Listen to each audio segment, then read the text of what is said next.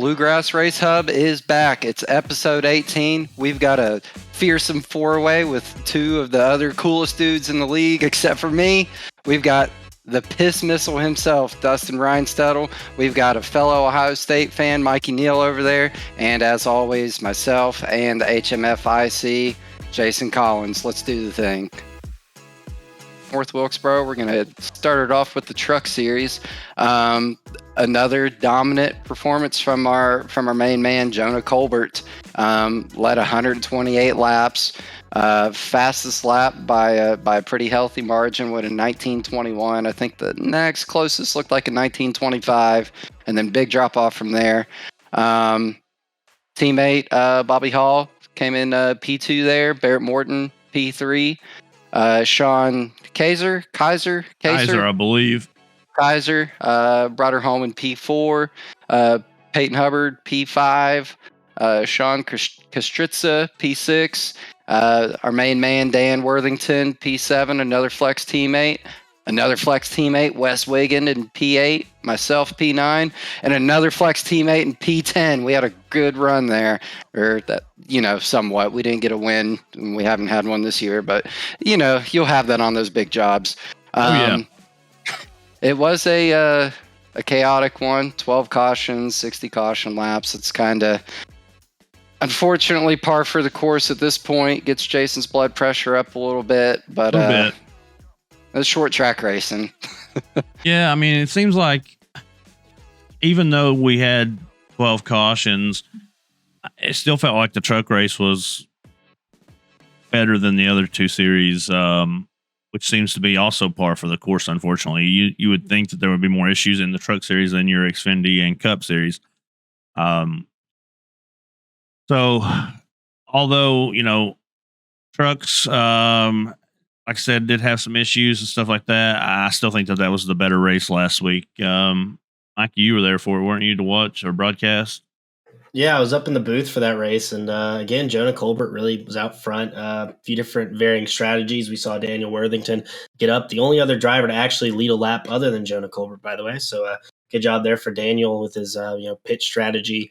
Went out, stayed out, and had a few laps out front, and he did it twice to get out there, so almost worked out for him. But other than that, a lot of really good battles. North Wilkesboro, just how the track layout is, going downhill into turn 1 but going uphill into turn 3. We saw a lot of drivers really trying to stick their nose underneath others, and that's what was mainly caused the cautions. But other than that, there was a lot of really good side-by-side racing nevertheless with 60 caution laps. A lot of guys were really racing hard, but they were clean. We had a few green flag runs, and then we'd have a few stack up cautions, but then another green flag run right after that. So overall, a very decent race, really entertaining. A lot of good drivers out there were really competing really well. They were bumping each other, but doing it cleanly. So they put on a show last week for us. Who I think, like, one guy that I've noticed this season who's kind of struggled, and it could be that he's rusty, I don't know, but Ronnie Shirk Jr. has had just a rough go of it this season. He was the season 1 champ, and I don't know, he came in with some big expectations this season, but I think that just goes to show you how much the truck series has evolved. Like, the level of talent is just, it's getting up there. It's technically our introduction beginner series, but the competition is fierce in that truck series. Which Dustin can speak to this too, as someone that runs both the truck series and the Cup series. I'll be honest, the racing has been better in the truck series as far as door to door with guys and working positions, overlaps, and trying to overtake guys and really work on a guy. I haven't really had a chance to do that in Cup very often, and I'd like to hear Dustin's thoughts on that, if that's just a me thing or if it's a universal feeling. Yeah, outside of my Atlanta win, I've been pretty good at running in both series, really, right? In between, 12th and 20th. The guys between 12th and 20th are just as competitive and racing just as hard in both series. But I mean, North Wilkesboro wasn't any different. You're leaning on people the whole time. Yeah, I kind of feel the same way too myself. Just Truck Series seems to be getting some more green flag runs over time. And Absolutely. I think part of that, I know we've covered this before, but in the Cup Series, it's a lot of guys that are 3, 4, 5,000 I rating, and when they show up to a race, they probably feel like they're going to be running at the front, regardless. Because if they go run officials or whatever, that's probably what's happening 90% of the time. And when you get in a sea of guys that are similar, some guys are going to be running mid pack like me and Dustin do in Cup, and there's going to be guys they're going to be running around, and someone has to run around in the back. So Yeah. I think it's hard for guys that are as fast as everybody is to adjust to not dominating. Yeah, I agree. I feel like that there's a lot of egos in the Cup Series, and I feel like that's been mainly the issue and the problem is that they come in and they're like, "Well, I'm a 3,000 plus 4,000 I rating. I should be winning every race or dominating or whatever." And it's hard. For one thing, it's hard to get guys that are that level I rating all together, right? Like you want to. I've heard before, like somebody said they wanted to find that league that was 3,000 to 5,000 I rating, and the racing just be top notch, racecraft be top notch, all that. Well, that's fine and dandy, but when they're not willing to do it and they're not willing to put in the time and you don't see the racecraft there. Like you don't see it at all in the Cup Series. Like it's really unfortunate because it should be our best series. It should be phenomenal, but it's subpar this season at best. And I think part of it is knowing who you are within the series.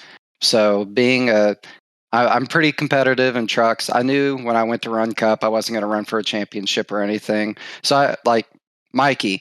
I know that Mikey is faster than me at damn near every track we go to. Like we've had some tight racing at times, but I know in general that Mikey is faster than me. So that allows me, when me and Mikey are racing, it doesn't hurt my pride too much to let Mikey make his way. Like I'll race him, and then once he's established position, like I'm not gonna like do some insane thing to ruin his, because I know he's faster. Like what, it doesn't make sense to like treat it as if I'm owed positions there. And I think if maybe some other guys had maybe that level of humility, not that I haven't had my issues in the past, obviously, but it's just knowing that you there's always someone faster, and that's real life racing that's on here. There's always a bigger shark in the pond. Yep. So moving on to the Xfinity series last week, James Silvers pulled out the win. Radburn Shutters was P2, Scott Fritz P3, Justin Ray P4, Jason Ayrson P5, Greg Carr was P6, Adam Lancaster P7, Matt Grenier finished P8, Tyler Evans P9, and Jason Bridges with the P10. I was not present for the Cup or for the Xfinity series, but I have watched the broadcast and the replay, and 15 cautions, 74 laps. I'm just like, what are you guys doing? Same thing goes with them. Like, what are we doing? Like, got some guys in there that want to drive over their heads every single week and cause problems. And I hit everybody with penalties this week. Continuing to drive the way that they're driving, and I told everybody I was bringing the hammer. I wasn't kidding, and here we are. Something's got to be done to clean up the driving and the racing, and if these guys aren't willing to put the time in and figure out where they fall and get the racecraft figured out, it's like we should be able to run door to door with people and not run people over. You got to figure out where the end of your car is, where the nose is, where the bumper, right fender, left fender. You got to know these things, guys. Like, we're too far into the season at this point to still have the stuff happening that we have happen. It's a lot of it's some, I hate to say it, like beginner level stuff. Like we had an instance at IRP tonight. Like I should never hear the term ARCA brake in this league, but I hear it because it happens and we see it. It just, it's not like just not caring about the other guys. Like if I self spin or something, and I'm sure both Dustin and Mikey can attest to this, like if we screw up, I don't want to make it someone else's problem as much as possible. Sometimes you do, that's the nature of racing. But there are just like some really like novice level race etiquette things that if they were followed, like racecraft and racing around guys is one thing, but these really low level things could clean up a lot of this and damp down some of the tempers flaring that we see week to week. Yep, absolutely. You're right. ARCA braking should never be an issue, and I've had to address it in previous seasons before you guys got here. You know, that was I actually have a sheet wrote up pre-race notes and everything, right? And in that pre-race notes, one of the things that I talk about is ARCA braking. Well, I never thought I was going to have to use that again with the level of talent that we have, but I feel like that's something I'm going to have to start talking about again. It's at that point. Someone's got to give.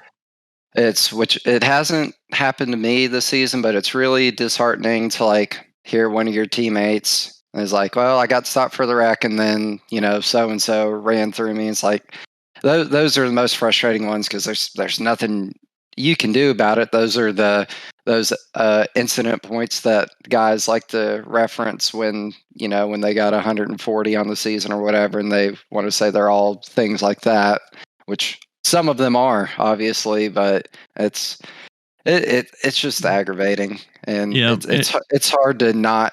It's hard to you say like don't put yourself in position to get incidents, but with stuff like that, what can you do? Well, it's just like earlier tonight, I heard when I was saying, guys, don't drive off the nose of your truck, and you got to drive beyond it. You got to look beyond the nose of your truck and look ahead of you to what's going on in front of you. And Charles Mace made a smart aleck comment. He said, we're not magicians. We're iRacers. We're not magicians. Dude, you're literally in one of so this is one of the premier oval series, period. It's been built to the level where we expect you to be able to drive and not run people over or get ran over by somebody behind you. You see somebody wrecking, man, it's not hard to key up and say, hey, they're wrecking. And then you slow down. Yeah. It's not Days of Thunder. You don't have to jam on the brakes and lock it up. You start slowing down and call that caution out. Say, hey, there's a guy they're wrecking up here. Track's blocked. I'm slowing down. Not that hard to do. Like, it's not about being a magician, just common sense shit. Basic level stuff that you should be able to do. They're trying to magically go around the wreck, Jason. They're hoping for it. I don't know, dude. And then they think they're going to get positions out of it as well. Yeah, that's the biggest thing is they think they're going to gain something. The yellow's out, you're not gaining anything. When the yellow's out, the field's frozen. Yeah, and racing for a long time, I could kind of attest to the best strategy to avoiding the wreck. The first thing that you really need to do is check up unless you're in the middle of the wreck. If you're like in the middle of the wreck, you got a car on your inside, car on your outside, hit the gas, get out of there. But if you have cars wrecking in front of you, check up and just, I sometimes look at my mirror to see where other cars are, because not all the time, the cars right behind you can see cars spinning in front of you. And actually, it's kind of funny that Dustin's in here because I think it was at Kansas in the Xfinity. Was it you in the Xfinity race who was racing for Keith Hackney? Yeah, I believe. Yeah, I remember where I believe it was Justin Winters that went around off the 31, and he kind of came down the track. And all I saw, I was on Dustin just driving behind him the entire time. And next thing you know, I see a car shoot down the apron. I checked up and, just nowhere to go. And like in those incidents, like, it's whatever. I get that. Like when it happens repetitively with the same people over and over again, and it's kind of the same way the cautions are occurring. Like when you looked at the 74 laps of North Wilkesboro in the Xfinity series, not even half, 3/4 of the caution were literally caused by the same thing happening over and over again. And as a driver, you have to adjust to that mid race if you want to make it further in these series. And, it could just be checking up a little bit earlier into the corners. And I saw this a ton at North Wilkesboro. When the person in front of you the person would make a mistake, and then they would try to defend that position directly off of their mistake. And earlier in races, you just have to run your line and don't change your line, because the people behind you are going to try to go to a different line. And if you sit there and try to block them, all that's going to do is lead to a collision, and you're just going to wreck yourselves. And it's the same thing with the Cup Series. We saw it all the time in the Cup Series, and it's really frustrating when it keeps happening over and over and over again. I think no matter what, throughout the league, we all need to do better. Of it. Like last Wednesday at North Wilkesboro, Alex's boyfriend Michael Robinson pulled out the dub. Yes. He is normally an Xfinity driver. He went ahead and raced up into the Cup Series. P2 would be Nick Mills. Nick's had a really good run this season, man. Was playing that strategy game. He's been doing really, really well. He had 24 laps led. And Michael ended up getting around him there at the end. He led 4 laps. And then John Schwartz was P3. Brandon Holder was P4. Mikey was P5. Iverson Tony was P6. Barrett Morton was P7. Travis Twitty P8. Silvers P9. And Mike Peters was P10. So the pizza man, P10. RS Centers led most of that race, like 83 laps of that 83. race. Yeah, I mean, he looked like he was going to go out and grab another win. Ended up getting into a little collision with Jason Bridges there towards the end of the race. Ultimately, I had to penalize him for aggressive driving, resulting in a wreck, as well as I gave Keith and Blake both the same penalty. They both brought out a caution early. So both of those guys got hit with the aggressive driving, resulting in a wreck. And I know Keith was like, well, he asked me, he's like, well, what was aggressive about? Well, it's the driving. It's, you're driving over your car's limits. So it's not like aggressive driving is not limited to just like driving it in and ramming somebody or something like that. It also covers those incidents like what we saw. Aggressive can mean several different things, obviously. And that's kind of that's where what I'm saying is like it's not necessarily that he was being aggressive as in he just straight up drove into the dude, but he was being aggressive coming off the corner. Drove just a little bit over the limit of the car and ended up getting loose, hit the 95. Luckily, the 95 was able to recover and finish P3. Keith probably could have recovered and probably could have been fine because it didn't look like he had that much damage or anything. There's no one that pulls the parachute faster than Keith Hackney. True. Nobody pulls that cord, and I see disconnecting. Like, son of a bitch, once again. Yeah. I mean, I just want to say, overall, though, I think this race was, I'm not going to go a ton better, but I would say it was definitely an improvement from the fairgrounds. I think this race, I'm pretty sure we actually had like 2 40-lap runs at one point. I just remember RS Center. This was the one we had. We had 20 laps to start the race until I got loose and tapped the wall. Rain delay. Yeah. So that was the whole. So we ran those first 20 laps clear. I tapped the wall and got a 2X, and I don't think I said this on the last podcast, but I had an ear infection last week, and I'm still. At the time, I was all the way deaf in my left ear, and right now it's coming back to me. But I never heard my spotter say anything about me being black flagged. So I ran another couple laps, and I was disqualified. I was like, "What? I didn't know what I did." And then I looked up, and the incident limit was 1. Okay. So, that's. I want to apologize to everyone because obviously I missed that race and didn't have it ready. I was very, very sick last week. Still not 100% because whatever's going on with my arm, I've got this rash/infection going on. meth. It's awful, man. I'm telling you, but meth, Eastern Kentucky meth. Oh yeah, there you go. I thought you were saying mess. I didn't. I thought you were saying mess, but meth. Yeah, meth. Amphetamines. If it was meth, I would not sleep like I do. I would be up all the time. So we don't want that. But really quickly too, I probably should just get on some meth. That way I can stay up all the time and not sleep so much. That would probably help me out. Hey, you live in the right part of the country for it. Yeah, it would probably help me out. So really quickly, they're almost flatland compared to us. Yeah, but mad props to the race control. I was it David Brackett. Yep. I know it took a little bit to get everything set up, but I know him and Brian definitely talked. They got the race back up. It was pretty smooth transition. Took a little bit of time, but mad props to them for getting everything fixed and getting us back on the track. So thank them very much. But after that, we had a few quick cautions and a long green flag run.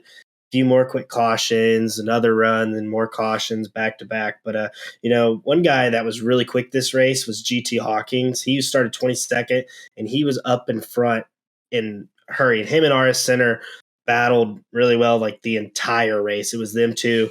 I was behind them a while, so good job for them. But they ended up getting caught up in an incident. Jonathan Atkins was really quick as always. I think John Kinder was up there in the top 5 the entire race. So I felt like this race definitely was a lot smoother than Nashville, even though we still, I think, had a lot more cautions than we should have. 13, yeah. Yeah, for 60, probably about 65, 70 laps-ish. 65, exactly, yep. But I think overall, again, it's more of, I think the cars were definitely really loose, but I feel like a lot of people were dropping the car down into third gear, which just didn't help the car at all. It just upset the balance of it. But I don't know, because iRacing is really weird with it, but I definitely heard downshifting, but I don't know if that's actually what cars are actually doing. But I definitely heard doing it. I heard a lot of downshifting, and I'd see a lot of guys wreck each other doing it, just not being patient. I feel like that's where a majority of the cautions came from, and that and just kind of self spins and then getting loose, getting into someone else while doing it, and kind of over aggressive driving. I actually got in an incident with Scott Fritz where he was trying to go around a lap car, and I got underneath him and I got up and tagged him, and brought out a caution as well. So definitely just a lot of over aggressive driving, because at this point I'm like, man, who would ever go 3 wide at North Wilkesboro? And then I look back on it and I'm like, oh, I did that stupidly. And, it's not mistakes that you realize, but it's mistakes that you learn from. But, overall, I think it was a good showing from the Cup Series. If we get some green flag laps, so, man, a lot of these guys are really competitive. I feel like, there's 10 guys in here that can win this series this year. I'm glad you remind. I forgot. I actually had forgot about that. I actually have to give you a penalty for that. I completely forgot about it. I'm glad you just reminded me of that. Thank you. Oh my God, Mikey. That's tough. Yeah. It's okay. I will take the penalty because I deserve it. I completely forgot. I had you on my notebook. And I completely forgot to do it the other day. I got busy, or I was doing it, and then I completely forgot. But yeah, so I have to take away 2 points aggro driving. You'll have to serve an EOL this week. Yeah, second week in a row on the podcast. Second week in a row, I've given myself a penalty. By the way, man, that's tough. Which it's okay though.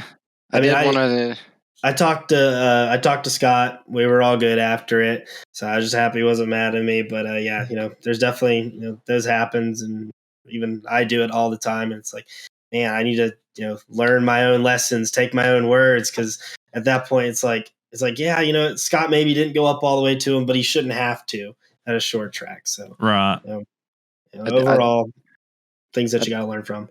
Yep. I did want to double down on the compliments for race control. One being a short notice thing, probably didn't know it coming in. And then with the added obstacles of not having the session right the first time. And I helped them out and to get the initial session. I think Brian Terry sent me a message about it. And then when it's not right, when you're doing it in the middle of a race to restart it and you're trying to do it quickly, it's one of the most stressful things that there is, especially if you don't do it all the time, because there is a lot to it. You got to get the incident count and the setups and the fuel and the weather and all this kind of stuff. And, you've got, 30 guys waiting on you. It's not stressful. Easy, man. It's not easy at all. And that was, I know Brackett voiced typed his frustrations that there were people that were not happy with how race control operated it like they weren't talking quick enough for some people's tastes and stuff. And I know you've said it a ton of times, Jason, and I've been race control before. I've sat in your seat, and maybe Mikey has too. But like, if you guys think it's easy, go do it one race. You'll have half the field will hate you, the other half will think you're just doing stuff wrong, and you'll get accused of being biased and everything else, like just stupid you're nobody. shit. There's nobody's your friend. You're the Everyone's gonna ref. blame something. Nobody likes the ref. Ever. It's crazy, dude. Like it's one thing to say it. I can speak from where I did it several times in Cup Series last season, and I still have guys that don't like me because they think I gave guys calls last season, and they race me that way still, which sucks for me. But I mean, it's like, go do it. You go do race control. I really quickly want to point out something too that a lot of people I don't know why this concept does not go into people's heads, but if you think of a car in front of you, that car is always going to run their line. And if you try to drive underneath them entering a corner and like they come down and still hit they hit your nose with their corner, like that's still your fault because you're the driver who drove into their line. And it's like, if you drive in from a car length behind, like you're going to wreck them. I mean, I never change my line when I race. I'm going to run my line, and the only way you're going to get around me is if you get a better run off the corner, or if you run a different line to, go outside of me or something. Other than that, like if you try to dive bomb it, we're wrecking. And I feel like that concept I hear a lot of people complain about that. Like, oh, he came down when I was trying to go underneath him. It's like, if you're patient enough, and you're running better, like, saving tires better, being patient, waiting for them to make mistakes, you'll never have that issue. Right. And that's one thing that I learned a lot. Like, one person that I raced with a lot for a long time was last year's co-champion, Case Kerwin. I used to race NIS with him every week. And man, he is so fast. But one thing that he never does is that he never forces his car into a mistake like an NIS race. Never. You will never see him throw his car underneath you aggressively. What he does, he'll sit behind you. He'll get a better run off the corner, make a move off the corner to set his position. And I feel like that's what a lot of drivers, Cup Series, Xfinity, Truck Series, take this tip from a person who's raced with some of the best, if not the best racer on iRacing. Be patient and wait for your tires to come in to make that move, or wait until they make a mistake. It will save you so much, incident points. It will gain you so many more positions on track. It's all part of racecraft that you learn as you go through the ranks. And, I learned that early, and I've not perfected it one bit. I'm not great at it, but I work on it consistently, and I don't race as much as I used to. But when I come back into the league, I learn a new thing every single time. Like I learn where to lift maybe a little bit differently because the cars change as well as much as, the drivers do over time. So you got to adapt to it. But I feel like that's one thing that a lot of people need to understand is don't force your car into a mistake, and it will get you way further than aggressive driving. Oh, 100%. Oh, absolutely. And I know Dustin said this earlier. I just want to shout out for running in your 12th to 20th, which is where I always run in Cup as well. I think you and me are pretty evenly matched in Cup. We find ourselves around each other a bunch. So we finished where we're supposed to, 12th and 14th. Yep. I actually looked too on the truck race, even tonight. I think I've gotten like 3 or 4 15ths in a row. But actually, Mike Peters and some of the Cornerstone guys, because I'm JC in trucks and Cornerstone in the Cup Series, so I have the benefit of having some really good teammates to learn from. But they've been harping on me in the group chat because there's only one person that's outside the points that's not locked in right now on the whole team, and that's me. Nick is in the top. However many on Cup points, he's up there pretty good. So they've been harping on me to try to drive, a little more aggressive. But that's the thing is, like, for me, these short tracks don't really set up for my style of racing. It's the mile and a half, it's the super speedways that I enjoy. I feel like I can compete with. So even it being the Cup Series, like, I know I'm not one of those top guys. So I've accepted that, and I'm not going to drive over my head to try to go run 3 places faster when it, realistically it doesn't. If I can't drive the track, then I just need to kind of take my medicine and wait for my opportunity to come, at least for now.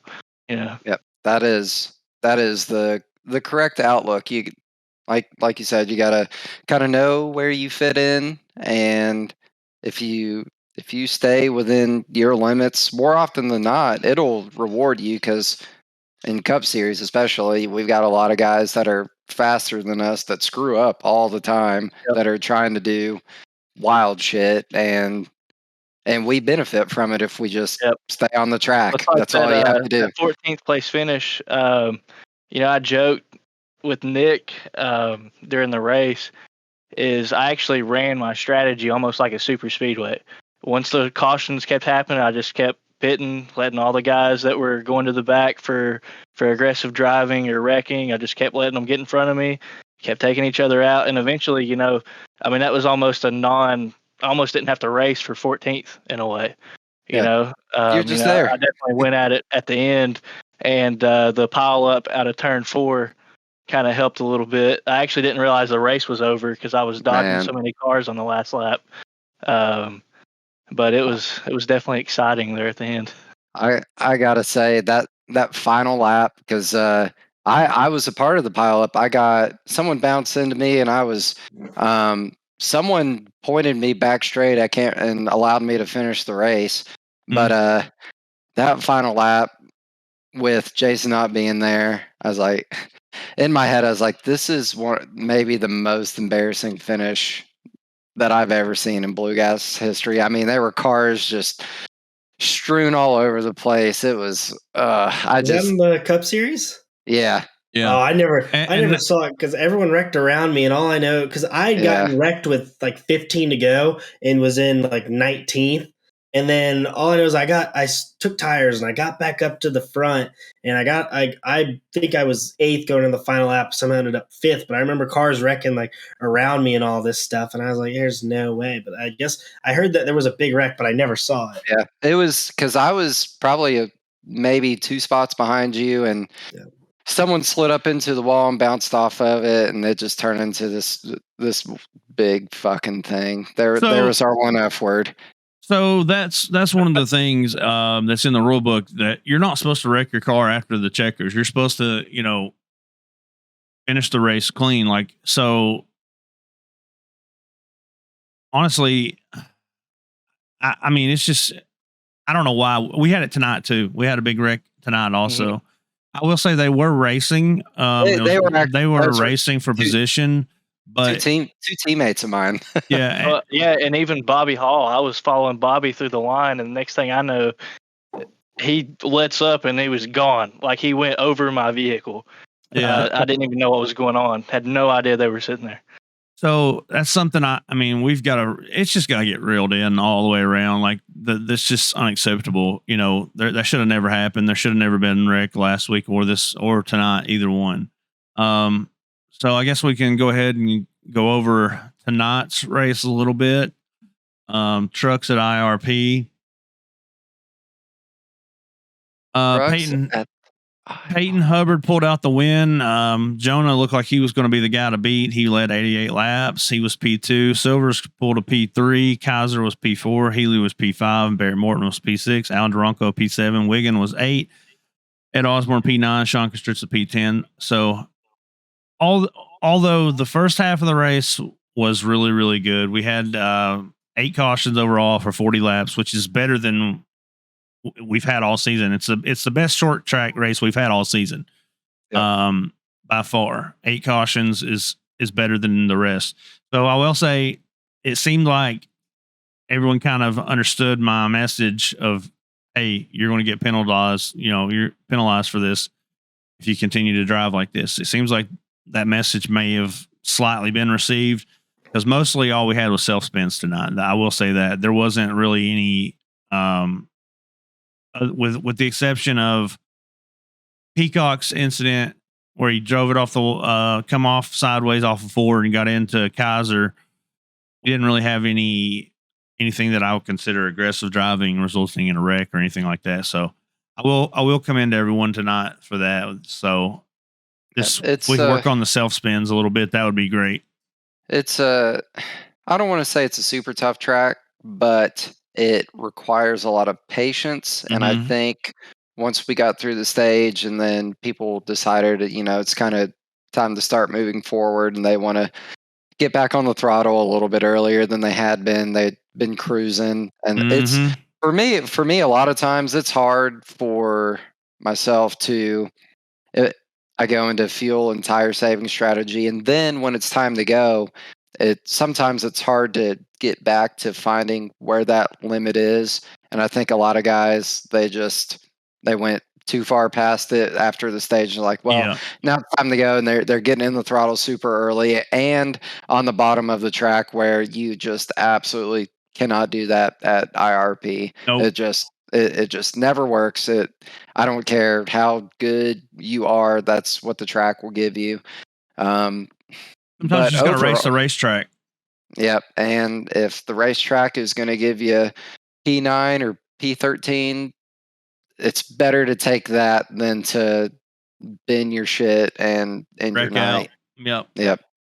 Yeah, and I have to say it was definitely a really fun race to watch from the booth. IRP is definitely more of a flat track, but you got to use the momentum on the outside, and that was the main line. And I think that's really why we had less cautions today, is because it's mainly a one groove racetrack, and everyone is racing around the same groove. So the only way that you'll see a lot of cautions is people driving in too hard and getting into someone, at least contact cautions, that is. And Yep. I can only think of that happening one or two times. One was at Jonah Colbert and Travis Twitty, where they both just kind of tried to enter the same line and got into each other. I think there was one on the back stretch, but other than that, like a lot of them was just getting down on that groove, the second seam off the bottom, and right there, the track actually kind of like it's banked the opposite way down there because it's supposed to be like the apronish of the track. I don't really know how it's set up, but whenever you get your left sides on that, it just spins the car out usually. And that's what we Yep. saw tonight. So, I mean, those are really the main two like ways that people reckon. But other than that, like Peyton Hubbard and Jonah Colbert, man, they were fast tonight. And the varying strategies between them two, I think made it an awesome race. Jonah Colbert took 2 tires on a second to last pit stop, which gave him that track position to get out front.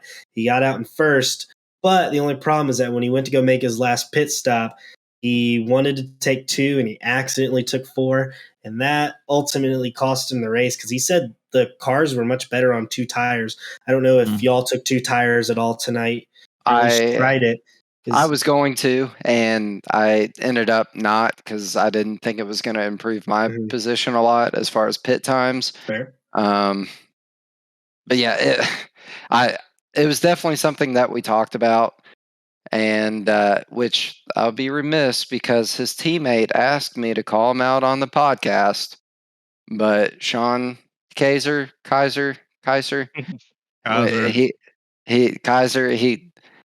he didn't do it on purpose, but he did get into me at the end because I was just at that point I was just racing for clean driver. I wanted my $10 and I was going to let him go, and he got into me.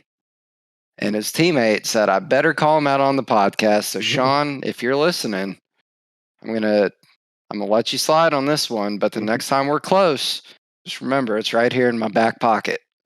He was just as soon remember as it. he made contact with you in the Discord, man. He was, oh my god, I can't believe I just did that. I'm so sorry. And then of course Barrett, if I was him, I would be so mad.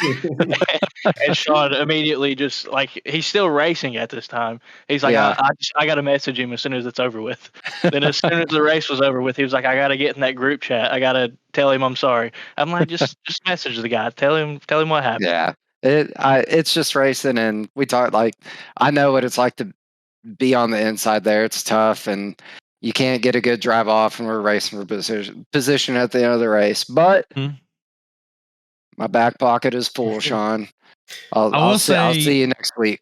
The clean driver was Sean Kostritza, and Brian Terry actually won hard charger tonight. So good job, Brian. Yeah, Sean, I was clean driver, man. I was $10. $10. Hey, I want to call out, or go ahead. Really quickly, I just want to say though, Sean has been super fast over the past few weeks, and I've been watching him from the booth. And from at the beginning of the season, he's definitely been up there. I see him in the top 5 much more. So even though one little incident tonight, kind of at the end, still top 5 for him and for both of y'all. Hey, Sean, you're doing an amazing job, man. Keep it He's up because you've looked bad fast past few weeks. I mean, there's a couple of guys. Barrett Morton's been super fast. Alan DeRocco, been seeing that 4 truck up in the front a lot lately. Wes Wiggins still. So again, kind of going back to what we talk about all the time, how stacked this truck series roster is, and everyone up there, keep doing your thing because it's been super entertaining from the booth. I'll tell you that. Mm-hmm.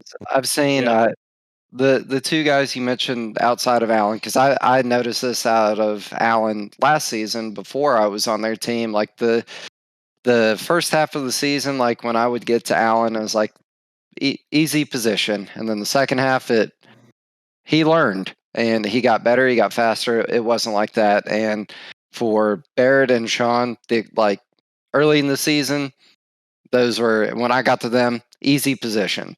Mhm. Now those guys are on pace. They are tough passes, tough positions. They are getting their footing in the series, and Yeah. that's what we like to see. And I want to say one thing too. If Barrett, because Barrett got in the wall pretty early in the race, not once but a few times, and I saw him in the pits trying to get it fixed. Barrett, I think, was and this is from the booth perspective. I think he was a top 3 truck tonight on speed wise because he was really quick. He was the one other guy running up there with Peyton and Jonah who could actually keep their pace, other than when James Silvers drove through the field and got up there into third. Mm-hmm. Barrett has been so fast. I know he got a pole a few weeks ago, so again, just kind of catching the wall there, messing up his race. But a lot of these guys are still making their way. They're getting so much better as we get to this mid-season. 3 weeks from the playoffs. And, a lot of these guys who have learned throughout the season, once Daytona passes, you got to use all those skills that you've learned throughout the entire year. And, you've been racing with the same guys for almost 10 weeks now. And it's like, how everyone races. 11 weeks. We're over 10 weeks. Yeah, we're in week 11. Yeah, Went into 12. There's so many varying strategies. Everyone drives different. So I'm really excited. I don't know about y'all. I'm so excited for the Truck Series playoffs. I will definitely be in the booth for those races. I am glad I am locked in coming to these next couple of races. That's all I know. Yep. I can talk about these JC Motorsports guys all week. Lucas, we were missing Lucas tonight. He used his provisional. I usually sub myself out on team points for short tracks just because, I'm always outside the top 10. So Lucas is strong on him. He actually jumped in our Discord to let me know how bad I was sucking tonight. So tried to do a little better. But I want to shout out Bobby Hall Jr. tonight, man. Me and Bobby went at it. He had a little bit of damage, but he was not letting me around whatsoever. Our battle for 14th and 15th was right there for about the last 10 laps. That was fun. And it was good, clean racing. So it was nice to be able to race hard. If he had damage, I'm sure he probably would have pulled away from me a little bit, but it was definitely fun. Bobby will race the shit out of you. I promise you that. He's a teammate now, and he still races the shit out of me now. But when I wasn't a teammate, he really raced the shit out of me. Yeah, I don't know if his damage was holding him up on corner exit, but for some reason he'd get me through entry and through the middle, but then out of exit I was right there every time. But then if I tried to go low, I'd set it up to go low on the backstretch. He'd pinch me down in the corner, couldn't get the run off. Tried to keep it up high. He was always there. So I definitely didn't really even have a chance to try to get around him. So it was definitely fun. And what you said there, that's part of, for some guys, if they're not winning the race, it's not fun. But if you have a good battle like that, whether it's for 14th or 21st or 8th or whatever, like that's what makes this shit real fun, is having those good runs with the guy where you're just battling a guy for 20 laps in a row, and it's good, clean, hard race, and that's as fun as it gets regardless of what position it's for. So props to both of you guys for that, because that's what it's all about. All right, guys. So we're going to go ahead and take a short break, and then we'll segue over into our next topic. All right. All right, guys, we're back. We've covered all of the action that we've had over the past couple weeks.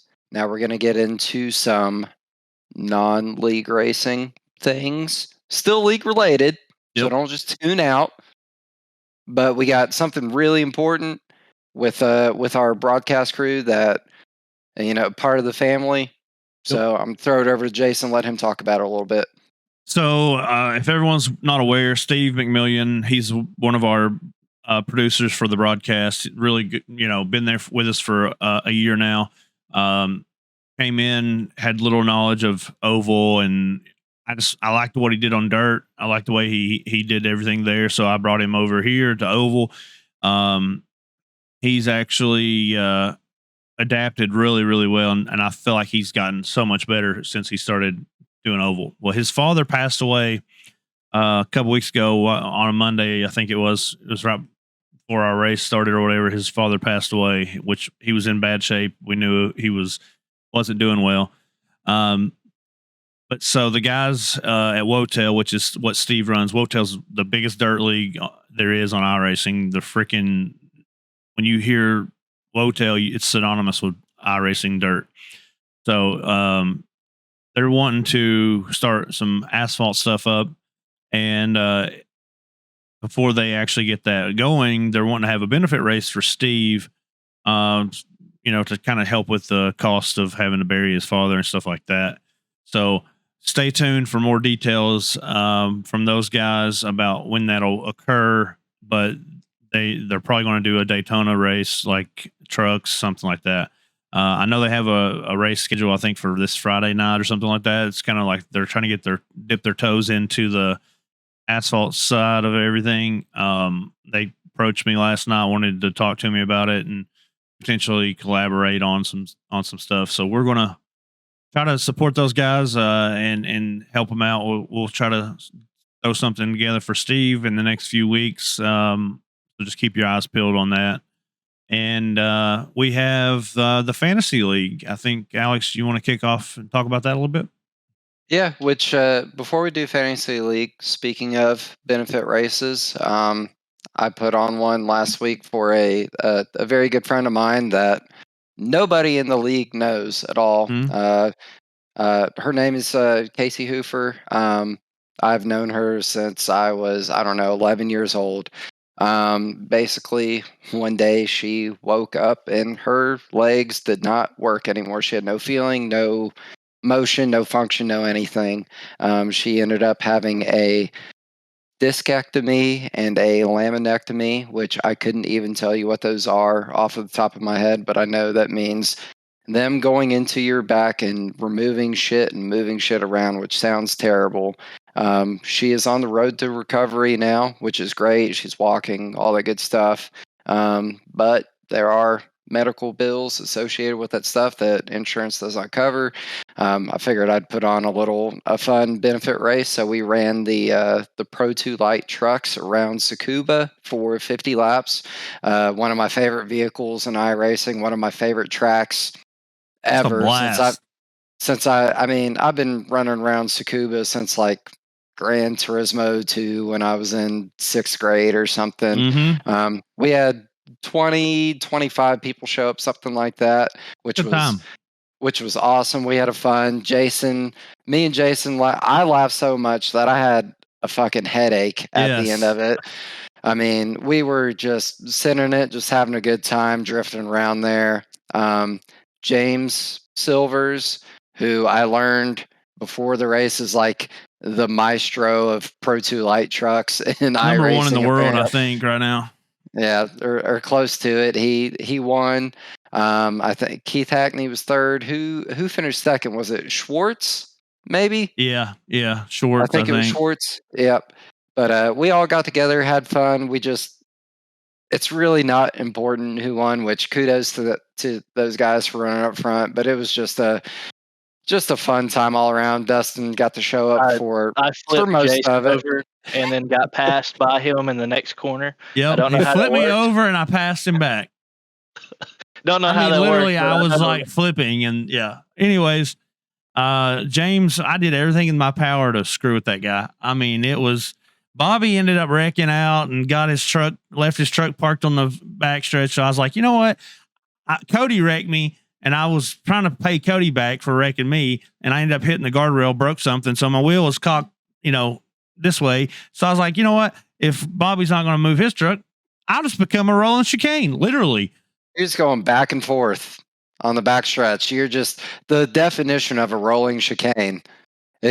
Which made it fun, and which unfortunately, because of what we just talked about with Steve, we didn't have one of our normal broadcasters. I got a OSR guy, Joe White. Joe White, and my God, for what he had to deal with, he did a fantastic Phenomenal job. Yep. I mean, unbelievable. I mean, it was an absolute shit show. I mean, not indicative of the racing we put on at all, but my God, did we have a good time. It was so much fun. I laughed, I cried. Oh yeah, it was crazy. Everybody started cutting the corners and drive. Which Alex said beforehand, he's like, "There's no rules, so it was just a free for all."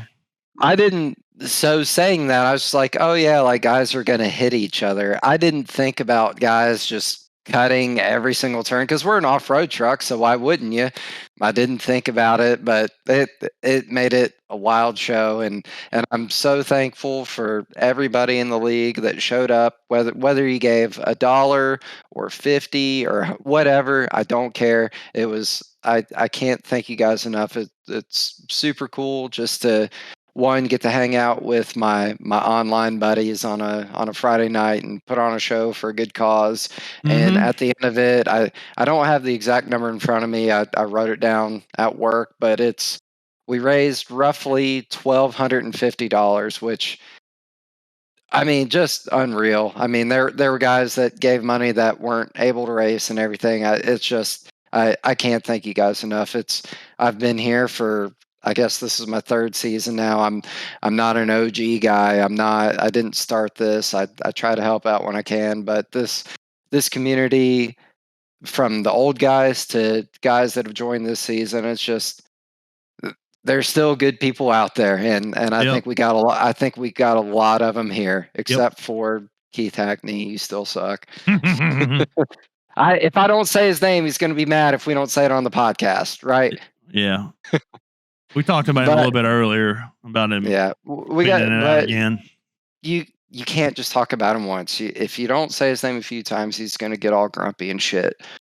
True. But past that, so on to the other camaraderie thing that we've started. We've got the fantasy league going, which I don't know about you guys. I was looking at my shit throughout the entire race.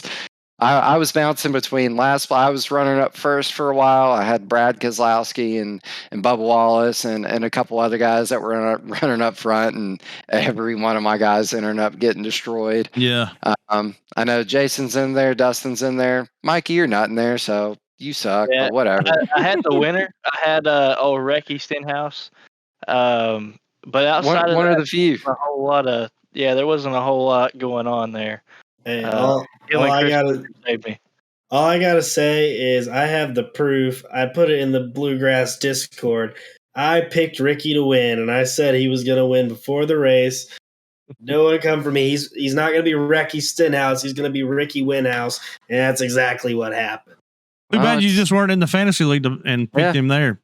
Yeah, damn shame. I won my $50, and I'm happy with it. But as it stands right now, so we've got 14 people in the league. If you want to join still, missing one race does not put you out of contention by any means. Dirty old man, which maybe it's Brian Terry, or I'm not sure. He didn't get any picks in for this race. It doesn't put him out of contention. But in first place is a guy I work with, Colin Kinzer. Second place, Brandon Holder. Third place, David Farmer. Fourth is Brandon Robertson. Fifth, the Piss Missile, the Piss Isle. Sixth, the HMFIC. Seventh is Cody Anderson. Eighth is my brother-in-law. Ninth is my best friend, Scott Fritz. He loves me so much.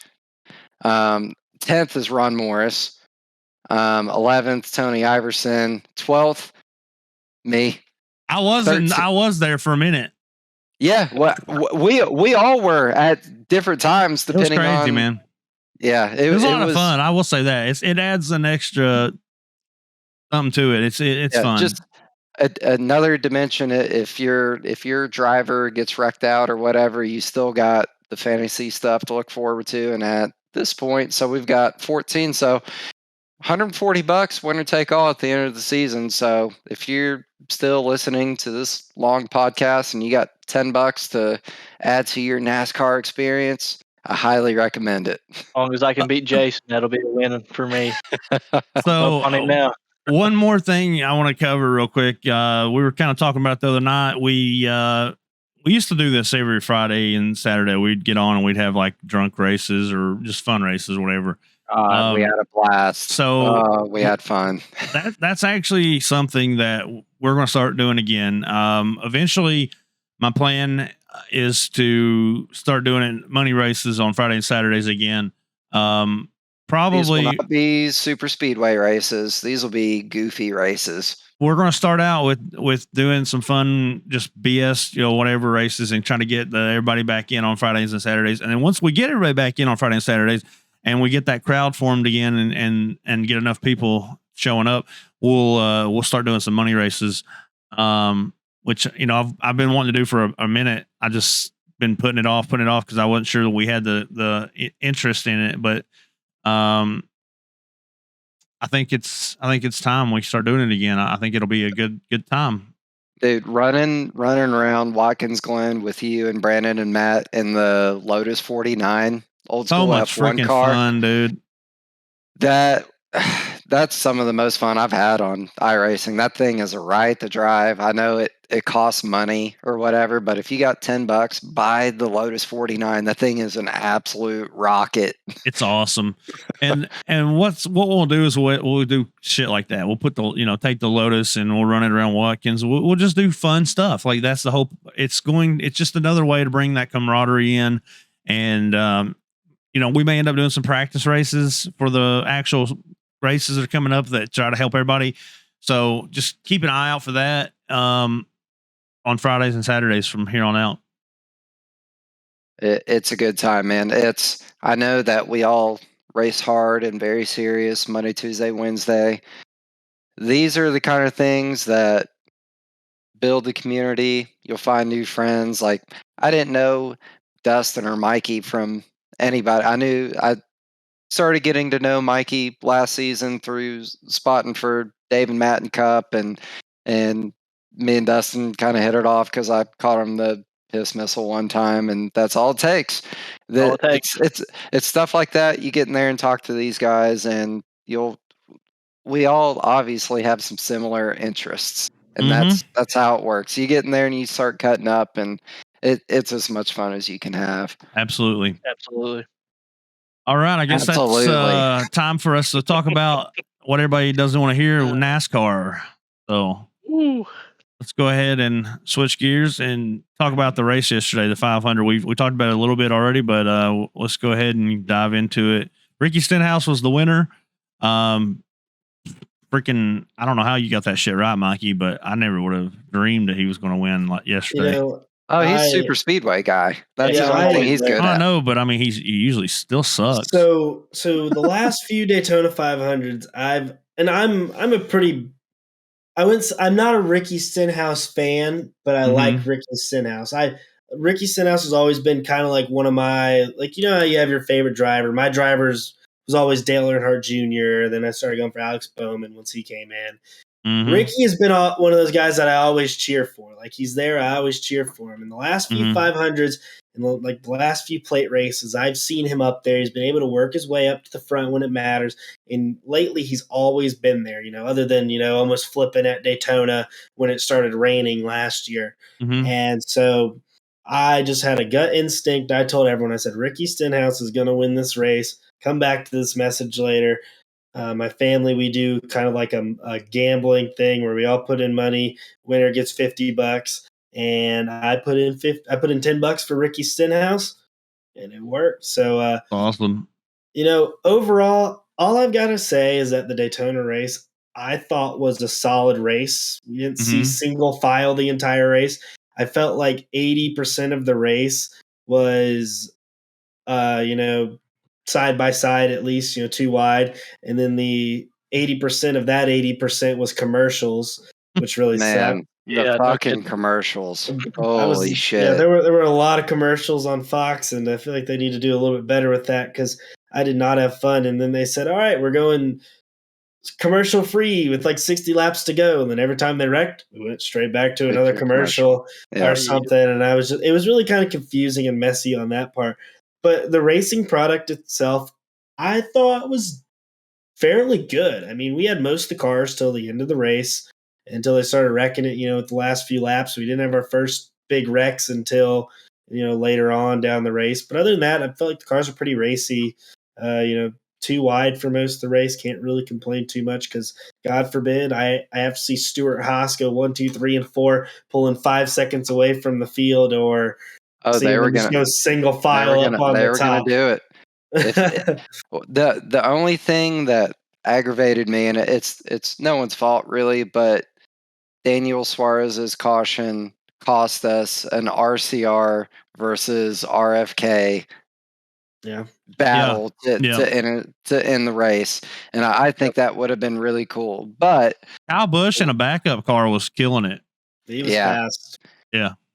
But him and Austin Dillon worked well together, I think. I think for their first race together, they worked pretty well. Even though that restart was kind of jumbled up, they did exactly what they wanted to do.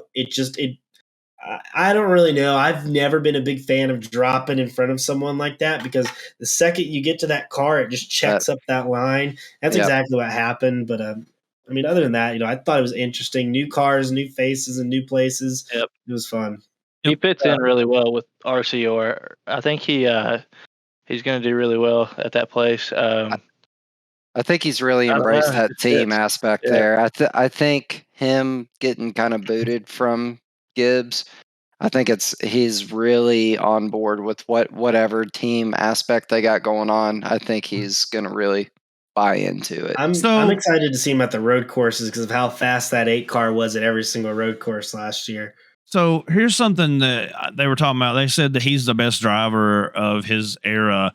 I don't necessarily agree with that, because Jimmy Johnson was there for most of his career. So how can you say that he's the best driver of his era when Jimmy Johnson, 7-time, was there during that time? Like, it doesn't make sense to me. I heard him say it on the broadcast yesterday. I was just like, that doesn't. Yeah, we were talking about it during the race. Yeah, Dustin pointed it out. It doesn't make sense to me. Well, I think mainly a lot of people look at as like during kind of like the 2010, like the entire 2010, 2020, Kyle Busch had the most wins during that time span. Now, this is from a Dale Jr. fan. I hate Kyle Buschworth. I hate him. I will always say this: his first championship was the worst, most phony championship ever. He didn't even race half the season. Not his fault, but he didn't even race half the season, and he still won. But like win wise, he has the most wins during that time span.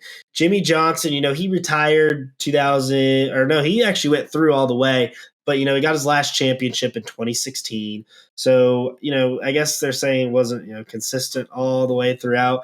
Either way, the dude won freaking everything during the 2000 to 2010 era. Yeah, I was just going to say, I think people associate Jimmy Johnson before Kyle Busch, and that's kind of what could be. Agreed. I'm not saying I do, because I personally feel that way. That's kind of how they can associate. That don't make sense to me. But I'm not taking anything away from the dude's a hell of a driver. I mean, in my personal opinion, I think and this could draw whatever, but I think Jimmy Johnson is the best NASCAR driver of all time. I don't know about that, but he's damn good. For me, he is. I grew up watching Jimmy Johnson. I love Dale Jr., but Jimmy Johnson. You didn't see Earnhardt drive or Tim Richmond. You didn't see those guys drive. Exactly. Don't talk about Tim Richmond. Tim Richmond was one of the best race car drivers ever. Well, you know what? He has one championship, and then he died of AIDS. So. Exactly. If that hadn't happened, he would have. I mean, it's untelling what the guy would have done. It did happen, though. Go back and watch it, though. Tim Richmond could do shit with a race car before.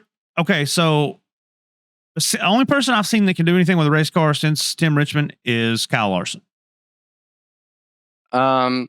If you're going to talk about Tim Richmond, you better talk about Alan Kulwicki. He was awesome too, but he died. Yeah. But I'm just saying, Tim Richmond was for one guy. No, I'm saying he died too. Like, yes, he was a hell of a race car driver. I love Kulwicki. I loved Alan. Yeah, he was awesome. I'm not taking anything away from Kulwicki. I'm just saying Tim Richmond, in my opinion, he probably and it's hard to even say this, but he might have been better than Dale Earnhardt. So And that's tough to say, but he was that good. What I'll say about Jimmy Johnson is he's 100% better than Richard Petty.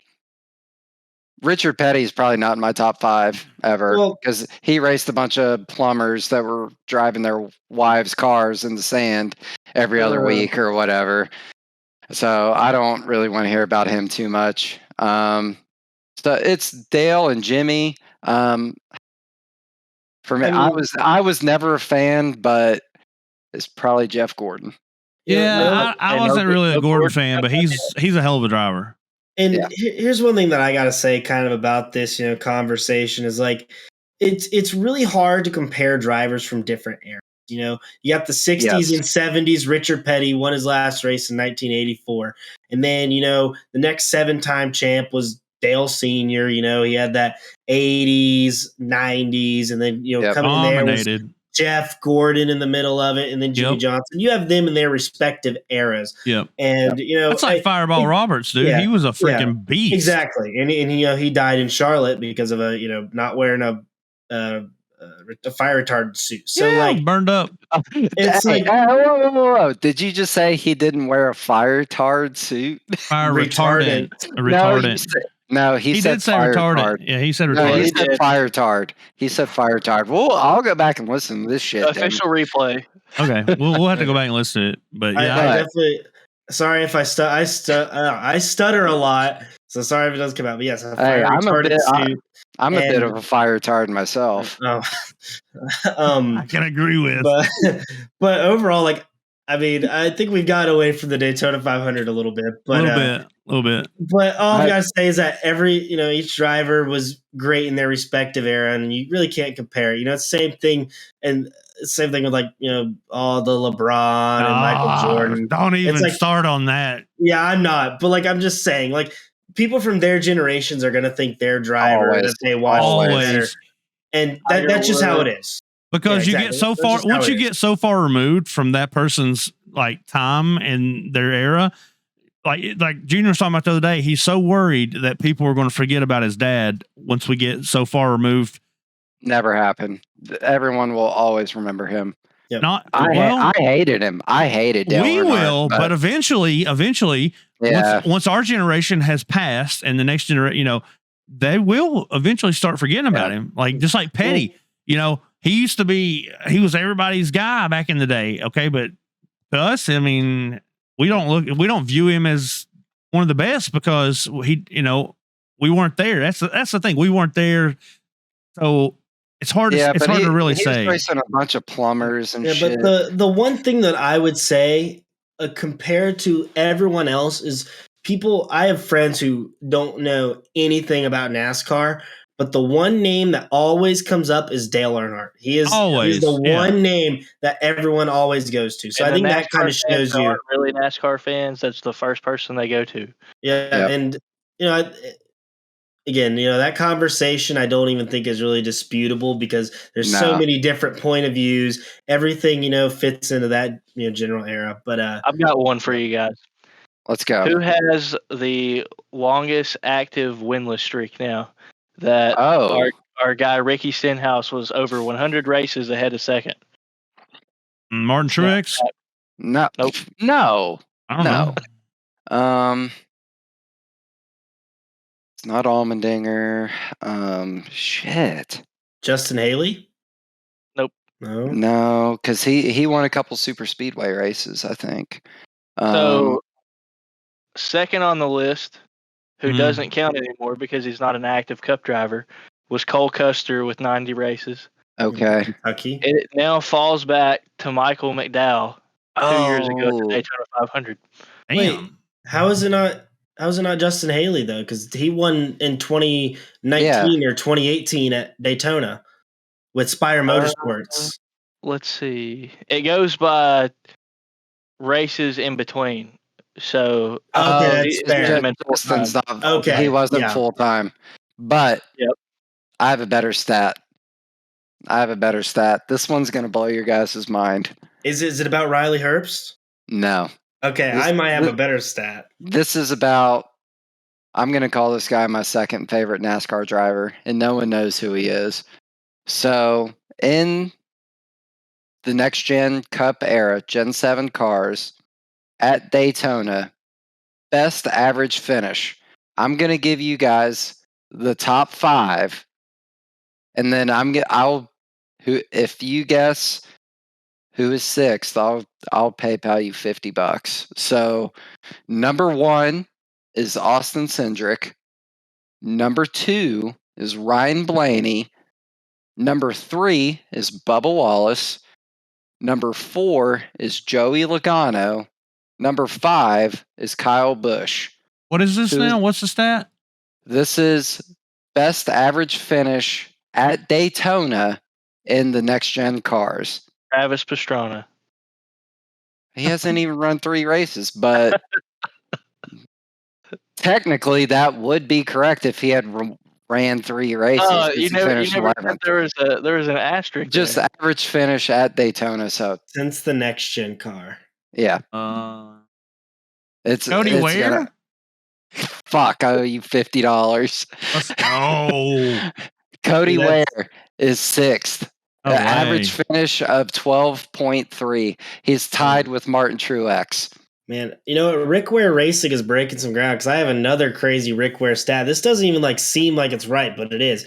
Riley Herbst is only the second driver in the Daytona 500 ever to record a top 10 while making their Cup Series debut. Wow. The only other driver is Terry Ryan, who did it in 1976. Who? I don't.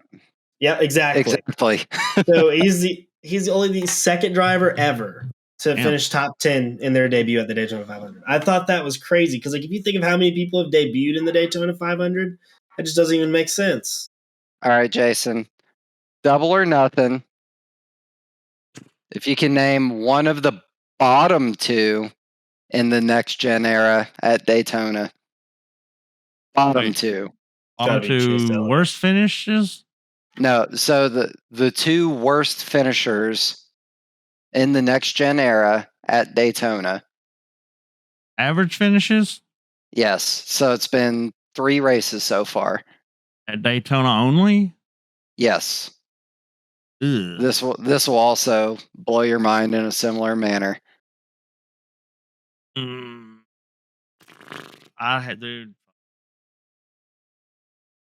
Turned in from a podcast to Jeopardy. It's just it's just so wild that it's these people.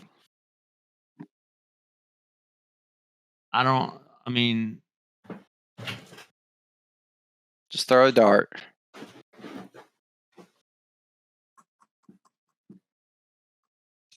Dude, I don't even know. I'll give them to you if you don't want to guess. I'll still owe you the $50. Can I guess one? You can guess one. I'm gonna get Chase Elliott. No. Oh, let's say he's wrecked a lot. So is everyone. Yeah. Fuck, I don't know, man. I really can't. I mean, I have no idea. Is it a Hendrick car? Is it? I'm not giving hints. I'm not cutting the field down for you. Is it people that I would know? Absolutely. 100%. Are they like big names? I don't know. You tell me. I don't know. I really don't know. The bottom 2 average finishers at Daytona. Kaz Grala? William Byron, Kyle Larson. Wow. What? That doesn't even sound right, dude. It is. There you go, Dustin Hendrick. It's also Byron by a lot. His average Daytona finish is 35.3. Larson is 29. It's insane. So what I'm telling you is that Cody Ware is a better super speedway racer than half of Hendrick Motorsports. Wait. Actually, all of Hendrick Motorsports. When did the next gen come out? Last year. And that is right. They've had 3 races at Daytona. William Byron finished last in last year's Daytona 500 from the Harrison Burton flip because he hit head first. And then I don't remember. I remember him wrecking in the spring race. Or the summer race. I just don't remember what it was. But I do remember him wrecking. And then this year, obviously, he wrecked Austin Dillon. Yep. I don't know.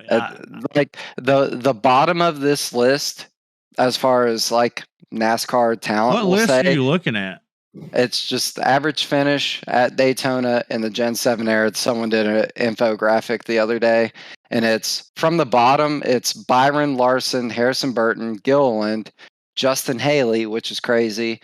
Eric Jones, Ross Chastain, Denny Hamlin, Chase Elliott, Tyler Reddick, Christopher Bell. That's from the bottom. I would have figured Crazy. like JJ Yaley. He's not even on. I guess he hasn't started 3. Those guys end up finishing like 20th every single time because all these big guys wreck up and they can't catch up. Exactly. Yep. That's why Cody Ware is 6th, because he's always in the back of the pack. He's not getting wrecked. He had a chance to win at Daytona last year. He was running 3rd. So I've got one before we go on to the next thing. So it's a question that rides close to myself. All right. Jason, the league deserves to know, since it had to be taken out of the chat the other day. What is your favorite hot dog topping? I don't know, mustard, Mustard, chili, something like that. mustard, I ran a hot dog chili. car for you for the Cup race on Wednesday. I saw that. I watched the replay. All right. That should take us into what? Picks? I guess we got to pick. We got to make our picks for the longest podcast ever, because there's 4 of been us, a which is long fine. one. There's All right. 4 of us, a fire alarm, Yeah. All right. Who wants to go first on Truck Series pick? Or, well, shit, Truck's already ran an IRP. I got Peyton Hubbard. I guess we can do next week at Watkins Glen for the trucks. We'll just pick next week. All right. Since we missed this IRP picks. So I think Mikey has to go first for trucks. Yeah, let's go with series. That. Well, I think I'm gonna go with Peyton Hubbard. For Glen. I feel pretty good about him at the Glen. Bastard, that's what I was gonna pick. Oh, he's mine now. All right. Who's next? You go ahead, Jason, then Dustin, then me, then we'll flip it. All right, I'm gonna pick Jonah then.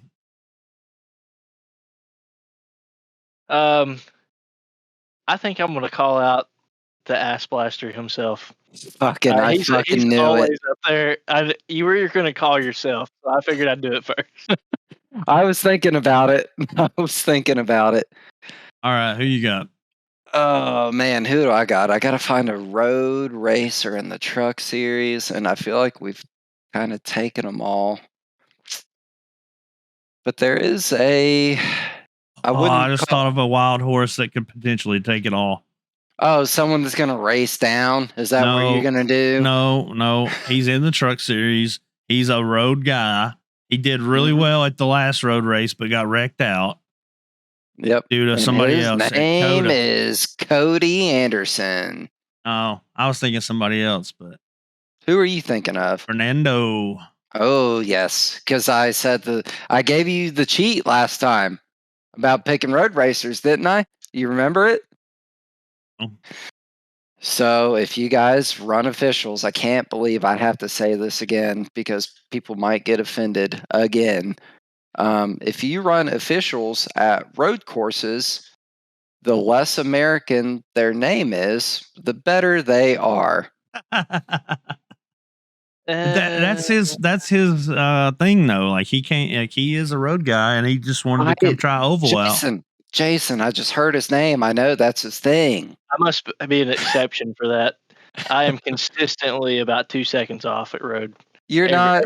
Your name's not that foreign though. All right. So Xfinity picks. You have to go first this time, right? Yeah, I do have to go first. Let me pull them up. So no, are we still picking Watkins, or are we picking IRP? No, this will be Charlotte. This is for this week at Charlotte. Charlotte. Yep. Man, I really want to pick Michael so bad. I want to so bad, but I feel like I would just be running it into the ground at this point. But since I get to go first, It's got to be Radburn. It's got to be Radburn time. It's got to be Radburn time. Yeah. He's got to I get get with it. one. I think that's a good pick. He's got to get one. All right. So, Dustin. That was going to be my pick. I've watched him in practices with Yep. CSM. I'm going to go with my man Hackney. He's always solid. Can't go wrong with him. Good pick. So, me now, third. Yep. I'm going to go with Lancaster. I'm going to go ahead and take Silvers. We're All all right. picking up top. Cup Series. Who's first? Mikey again?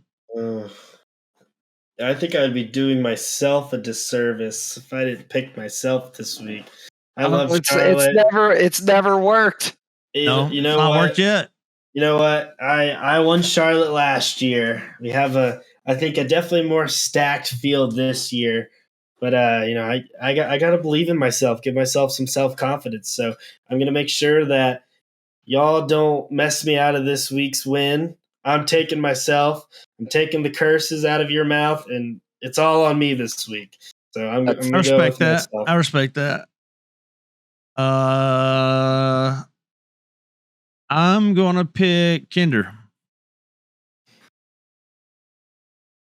All right, Dustin. Well, I hate to keep another pick in Cornerstone, but amongst the team that is like 1/4 of the field. So I'm going to go with GT. He's always strong. I've definitely learned a lot from him through practices, but he's always up there at the front, so he's pretty stout. I'm going to go with him. Oh, I just realized who else I should have picked. Damn, never mind. Kinder's good at Charlotte though, so but Yeah. there's another guy that's really good at Charlotte too. I just realized. I've got so many that I like here for different reasons. It depends, Jason. I'm not going to put you on the spot for that one. We'll talk about that one at a different time. I don't want to know. Do it. You can't talk about it and then not talk. Yeah, you got to about do it now. So there's a guy on the cusp of not being allowed in the league anymore. A teammate of mine. Oh, okay, yeah. Nah, he's good. Well, I'm gonna let him run. I know we need to do some mediation, but I feel that this fire that I'm gonna light under him for this week, everyone's worst enemy, David Farmer. Yeah. Everyone's most hated guy, the nicest guy I know in real life, and one of the most toxic people I know in sim racing and video games. I'm going to put the pressure on Dave. It's time to show up or shut up. I told him to not push the talk button. It's Farmer in the Dell, baby. All right, sounds like a plan. That should take us to our outro for our sponsors. You want to kick it off and do our sponsors again? I will light these sponsors up once again. You just saw my face light up with the spreadsheet. Kinder Performance Group, KPG, John Kinder, one of the OGs. He's been with us before I was even a part of us. Huffman Designs. I can't talk him into making a Facebook page for his own design so he could make so much more money off of this stuff. Scott Fritz Designs. He actually does have a Facebook page. I think it's SF Designs. Check him out. Very talented graphic design guy. Him and Huffy neck and neck. I'm not going to say who I think's better because I honestly don't know because I make my own shitty paint jobs. But you said Huffy, so Scott, you heard it there first. Butt kicker. Jason said that Huffy is kicking Scott's butt, so that's what I got to say about Butt Kicker. Red Rocket Buildings and Barbecue. I've never heard of a place that makes buildings and barbecue. That is just the most incredible business design that I've ever heard in my life. Elevated Outdoors. They do stuff outside. I love it, and it's up there. And WJM, they sponsor 73% of the cars in this fucking league. I can't believe it. I'm so glad they're here. Those are the kind of sponsors we need. So with that, that's all our sponsors. If you want me to say some cool shit about you, give us a little money. If not, I'm not going to say anything about you. But I'm Alex. That's Dustin. That's Jason. That's Mikey. That's the episode. We're out of here. See ya.